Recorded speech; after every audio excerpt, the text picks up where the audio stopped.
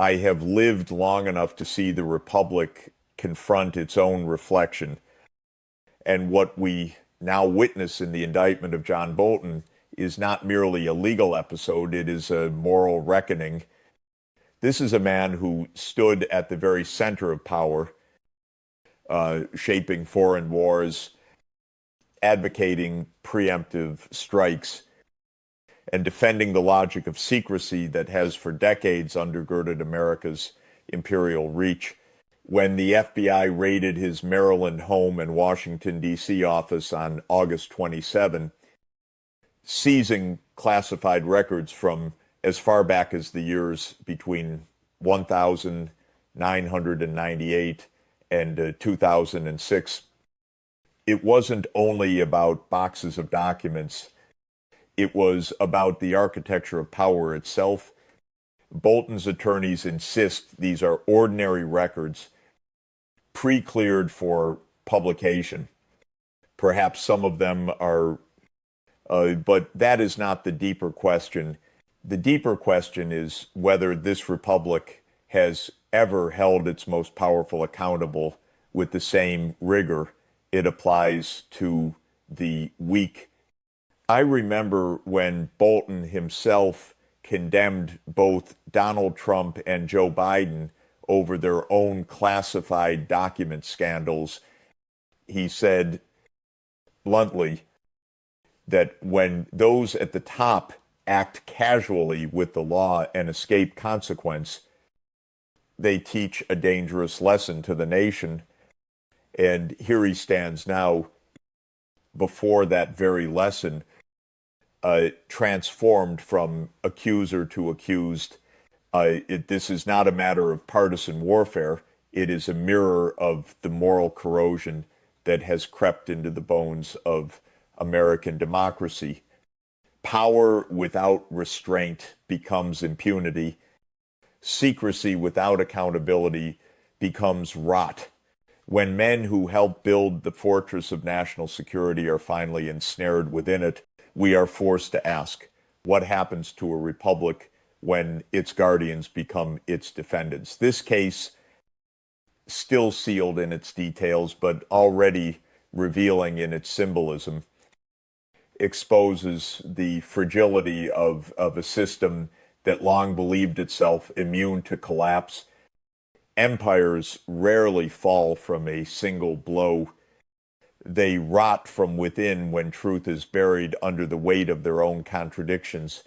I have seen how empires sustain themselves not only through their armies and wealth, but through a small circle of gatekeepers who sit closest to the levers of state power. John Bolton is one of those men.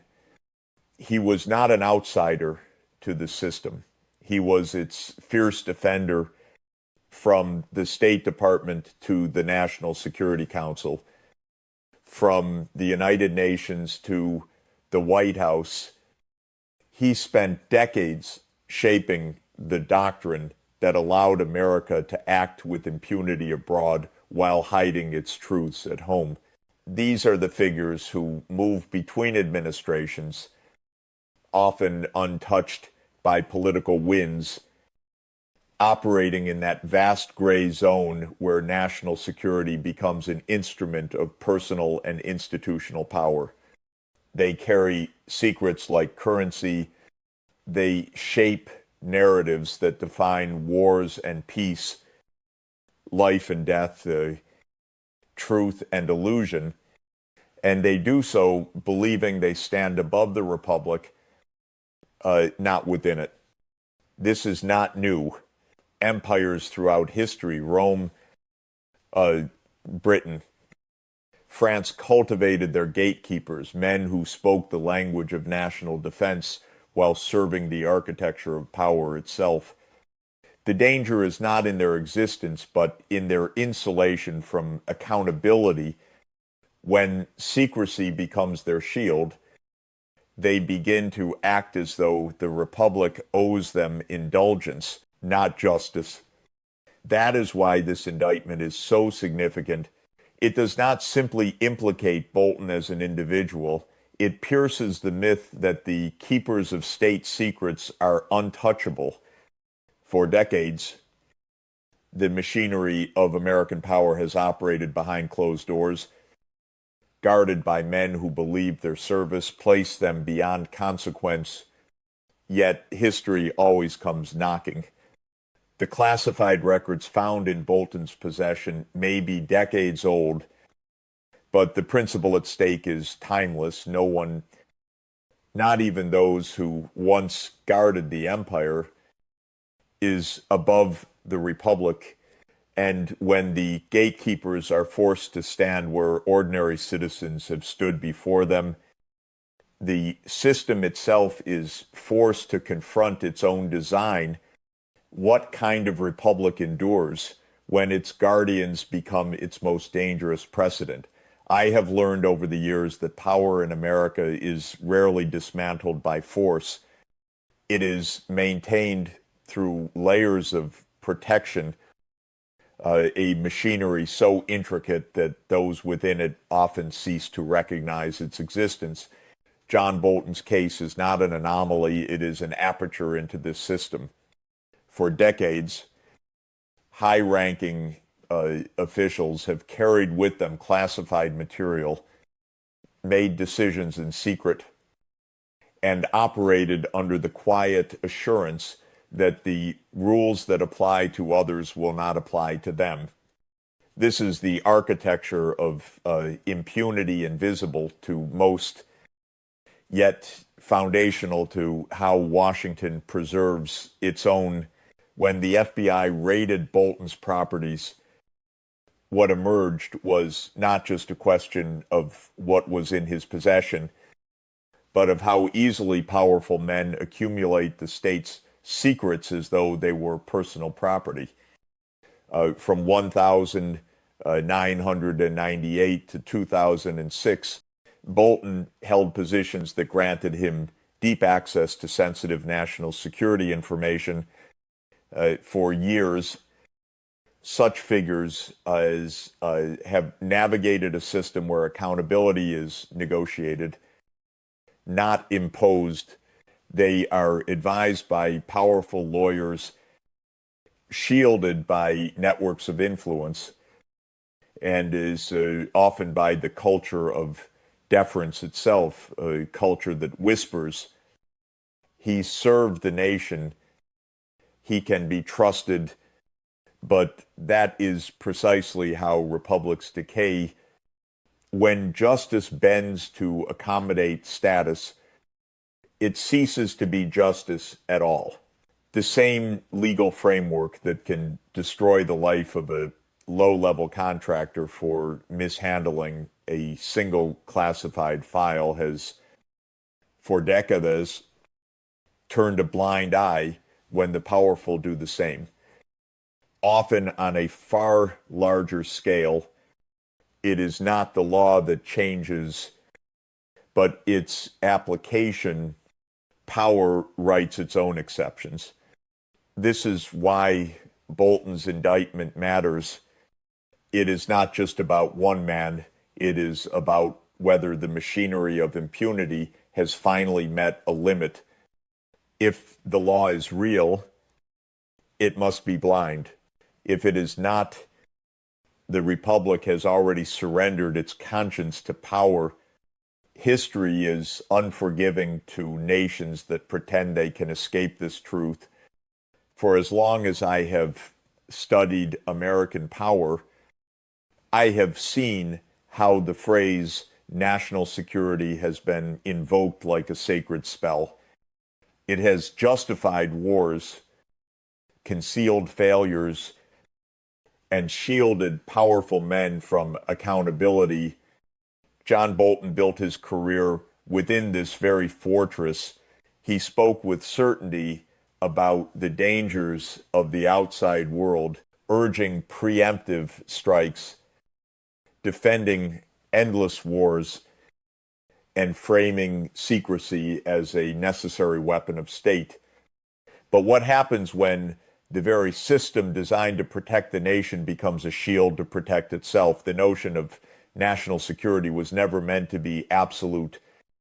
It was meant to serve the republic, not to dominate it.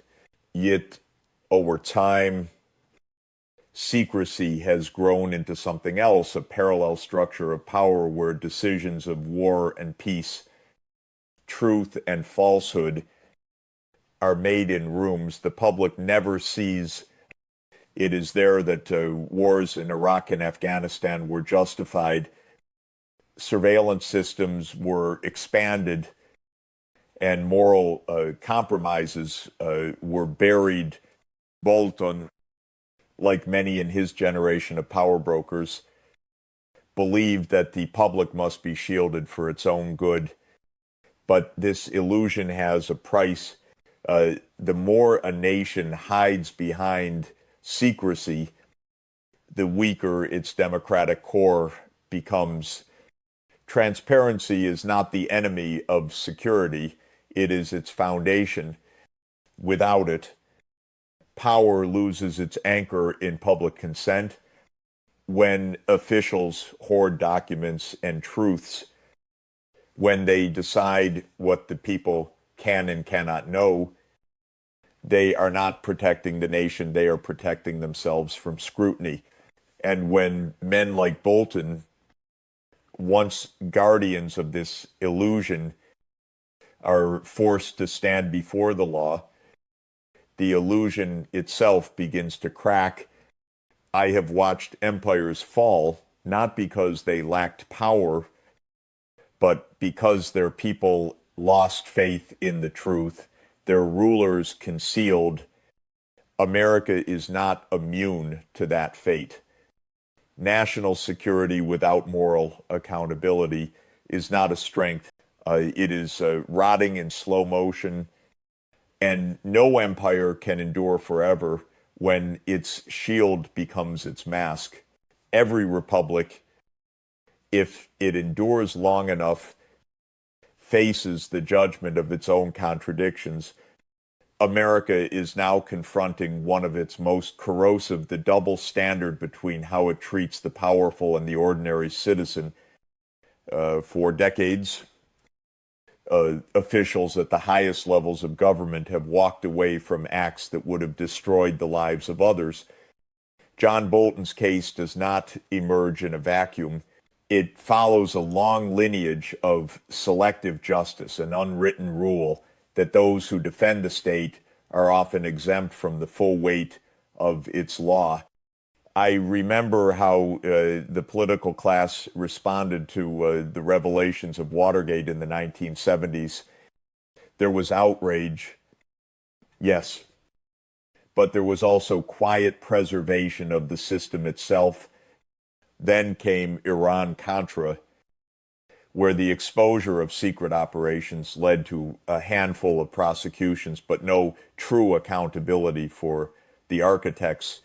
Later, after the invasion of Iraq, built on the shifting sands of manipulated intelligence, no one who launched that war faced trial for the devastation it caused. Even more recently, controversies around the handling of classified documents by both Donald Trump and Joe Biden revealed how quickly the system adapts to shield itself. And now, as Bolton faces an 18-count federal indictment, the question is not only about what he did, but about whether he will be treated like anyone else would. This is the precedent of hypocrisy, the normalization of exceptionalism for the few. When ordinary Americans mishandle a single classified file, their lives can be torn apart, careers ended, freedoms lost. Yet the powerful glide through the cracks they themselves have designed. Such hypocrisy eats at the moral legitimacy of a republic. It teaches citizens that law is not a universal shield, but a privilege reserved for those who wield it. When the people lose faith in justice, democracy becomes an empty ritual. Elections alone cannot sustain a system whose soul has already eroded. That is why Bolton's case matters far beyond his name.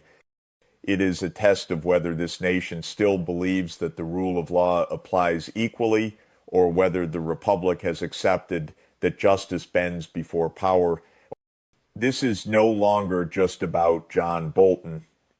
His name may headline the indictment, but the true defendant is the American Republic itself. For years, the country has projected an image of itself as a nation of laws, a democratic model to the world. Yet beneath that image lies a hard truth law in America, often functions as a mirror, reflecting not justice but power. When an empire's own guardians fall under investigation, the courtroom becomes more than a place of legal procedure. It becomes a theater where the fate of the nation's moral authority is tested. I have seen this pattern before in history. When Richard Nixon faced the Watergate scandal, the Republic confronted its own fragility. When military officers lied about Vietnam, when intelligence agencies overreached during the war on terror, when presidents justified wars with selective truths, the issue was not simply what they did, it was whether the nation was willing to hold its most powerful to account. Bolton's indictment continues that lineage. A man who once operated at the highest levels of secrecy, who justified wars and dismissed restraint, now finds himself answering to the very system he helped shape. This moment is not just legal, it is symbolic. What happens next will not only determine Bolton's future, but reveal what remains of the Republic's moral spine. If the law bends again, if the powerful are allowed to escape meaningful consequence, it will signal to the world that America no longer even pretends to be a democracy of equals. It will confirm what so many already suspect, that accountability in this nation is tiered, that justice is an instrument of control rather than a universal covenant. The Republic is on trial in a deeper sense because its citizens are watching. Their faith is already frayed by decades of impunity and illusion if they see once again that the powerful remain untouchable. Then the quiet rupture between people and institutions will widen into a chasm no constitution can endure when belief in its fairness is gone. Every republic reaches a point where it must decide whether its laws are instruments of power or of conscience. America now stands at such a crossroads. John Bolton's indictment, with its 18 counts waiting to be unsealed, is more than the story of one man accused of mishandling classified documents. It is the collision between the myths a nation tells itself and the reality it can no longer ignore. For decades, the United States has projected an image of moral authority, of exceptionalism rooted in the rule of law. But what happens when that image fractures in full view of the world, if justice is applied unequally, if power shields its own while demanding obedience from the rest? Then the idea of democracy becomes little more than theater. History has shown us this before. In Rome's final days as a republic, powerful elites accumulated authority while citizens watch their rights erode behind the curtain of legal formality. In the waning years of European empires, power was preserved through legal mechanisms that existed only to protect those at the top. In every case, the reckoning did not come from external conquest, but from internal decay. It is conscience, not armies, that determines whether a republic lives or dies. This is why Bolton's case is not a footnote. It is a test. If the law proves real, if the powerful are held to the same standard as the ordinary citizen, it will be a moment of renewal, a chance to remind a weary nation that its principles still mean something. But if it bends again, if the shield of privilege remains intact, the collapse will not be sudden or loud. It will be quiet, steady, inevitable. The republic will not die with a shout. It will dissolve in silence as trust finally gives way to resignation. I have spent a lifetime believing that moral realism, not illusions of power, is what sustains nations. Truth is not comfortable. It demands that even the most powerful be held accountable. If America chooses to face this moment with courage, it can still reclaim the promise it has so often proclaimed. If not, history will simply close another chapter in the long story of republics that forgot how to keep their word.